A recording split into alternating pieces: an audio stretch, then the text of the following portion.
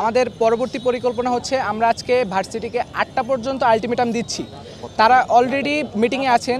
তারা যদি এই 8টার মধ্যে বহিষ্কার প্রত্যাহার না করেন তাহলে আমরা এর থেকেও কঠোর কর্মসূচিতে যাব। কালকে আমাদের সারা বাংলাদেশ বিক্ষোভ সমাবেশ হবে এবং আমরা নতুন বাজারে আমরণ অনশন কর্মসূচি পালন করব এবং কালকে সারা ঢাকা সহ সারা বাংলাদেশ আমরা বাংলা ব্লকেট চালাবো। যদি আজকের মাঝে আমাদের 8টার মাঝে আমাদের এই দাবি পূরণ না হয় আমরা আগামীকাল শিক্ষার্থীরা আমরা যারা বহিষ্কৃত আছে এরা সবাই আমরণ অনশনে আমরা বসতে যাচ্ছি আগামীকাল 10টা এবং 11টার মাঝে। এবং সাথে সাথে সারা বাংলাদেশের সব জায়গায় কালকে বাংলা ব্লকেট পালিত হবে এবং সারা প্রাইভেট ইউনিভার্সিটির সবাই রাস্তায় নামবে। কারণ আজকে যদি আমরা আজকে ইউএর উপর যে নির্যাতনটা হচ্ছে এটা আমি বলে দিতে পারি, যদি আমরা আজকে ব্যর্থ হই প্রত্যেকটা প্রাইভেট ইউনিভার্সিটির উপর এই নির্যাতন নেমে আসবে। কারণ আমি মদতপুষ্ট সবাই আওয়ামী লীগ মদত পুষ্টই প্রত্যেকটা প্রাইভেট ইউনিভার্সিটি চলেছে, এটা আপনারা সবাই খোঁজ নিয়ে জানবেন। এবং সর্বশেষ আরেকটা বিষয় বলতে চাই, আমাদের এই শিক্ষার্থীদের সাথে সংহতি জানিয়ে আশেপাশের সকল প্রাইভেট ইউনিভার্সিটি আমার সাথে নেমে এসেছিল। আমাদের কাছে সবচেয়ে বেশি দুঃখের বিষয় যে এখানে ওদের উপর পর্যন্ত হামলা করেছে কিছু নারী শিক্ষার্থী ছিল, নারী শিক্ষার্থীদের বুট দিয়ে লাথি দিয়েছে, যেটা আপনারা অলরেডি ভিডিও আছে, সব কিছু আপনাদের কাছে আছে, আপনারা সেটা পাবলিশ করবেন। আশা করি সব সত্য বের হয়ে আসবে। আগামী 3 কার্য দিবসের মাঝে যেটা করতে হবে যে কারা হামলা করেছে, কোন কোন ব্যক্তি এখানে হামলা করেছে এটা ফাইন্ড আউট করতে হবে। যদি 3 কার্য দিবসের মাঝে ফাইন্ড আউট না করা হয় আমরা এখানে আবার থানা ঘেরাও করব। সো সবাইকে বলছি যে যারা হামলা করেছে তাদেরকে ফাইন্ড আউট করার, আমরা সবাইকে বলছি না, অনেকে হামলা করেছে ওদেরকে 3 কার্য দিবসের মাঝে ফাইন্ড আউট করবেন।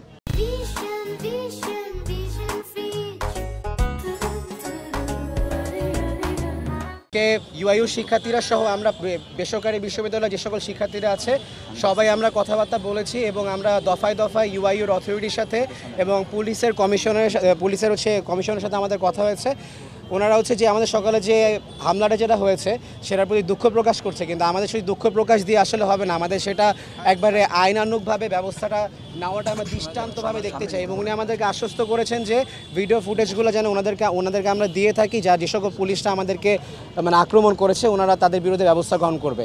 এবং আরেকটা জিনিস আমি স্পষ্টভাবে বলে দিতে চাই, আজকে ইউআইইউ রেজিস্ট্রার থেকে শুরু করে প্রক্টরিয়াল বডি সবাই হচ্ছে আজকে থানাতে এসেছিল, কিন্তু তাদের ভাষ্যের মধ্যে তাদের সময় দরকার।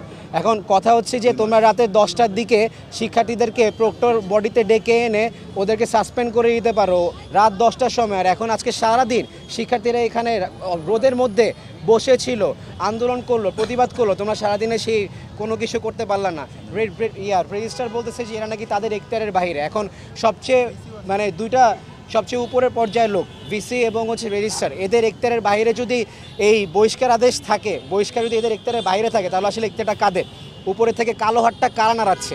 কারা আসলে এটার পিছনে মূল আসলে চালিকা শক্তি? কারা এই জুলাই আন্দোলনে যারা একবারে ফ্রন্ট লাইনার ছিল তাদেরকে চিহ্নিত করে তাদেরকে আক্রমণ, তাদেরকে অ্যাটাক করছে, এরকমভাবে ভার্সিটিতে বের করে দেওয়ার চেষ্টা করতেছে? এটা তো আমরা সব কিছুই বুঝি, ফ্যাসিস্টদের কাজ আমরা সবাই বুঝি। ফ্যাসিস্ট হয়তো বা আমরা দেশ থেকে সরাতে পারছি, কিন্তু সব জায়গা থেকে বিভিন্ন অথরিটিস, ভার্সিটি অথরিটিস থেকে শুরু করে আপনার বাংলাদেশের অনেক বড় বড় পর্যায়ে হচ্ছে এই ফ্যাসিস্টরা বসে আছে। এবং এদের কারণে আজকে আমাদের এই শিক্ষার্থীদের এই দুর্ভোগগুলো পাচ্ছে, স্পেসিফিকলি প্রাইভেট বিশ্ববিদ্যালয়ের শিক্ষার্থীদের উপরে। এবং আমার আরেকটা কথা বলতে খুব কষ্ট হয় যে সারা দেশের মধ্যে যখন আমরা কুয়েটের আন্দোলন দেখেছি, কুয়েটে যখন ওইখানে ঝামেলা চলছিল তখন আমরা সারা বাংলাদেশের মানুষ স্বতঃস্ফূর্তভাবে সে আন্দোলনকে সাপোর্ট দিয়েছে, কিন্তু আমাদের বেসরকারি বিশ্ববিদ্যালয়ের কোনো ঝামেলা হলে সেক্ষেত্রে সবাই কেন জানি বোবা হয়ে যায়।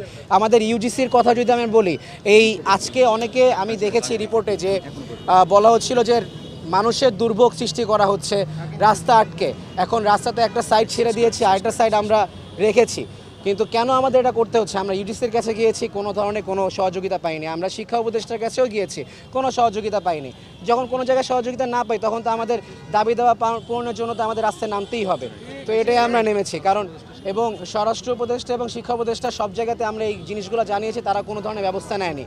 তো এই কারণে আমাদের দাবি মানানোর জন্য আমাদের রাস্তায় নামতে হচ্ছে। এবং ইনশাল্লাহ সামনে যদি আমাদের দাবি যদি মানা না হয় আমরা পরবর্তীতে আরও কঠিন কর্মসূচি দিব এবং বাংলা ব্লকেটও হবে ইনশাল্লাহ।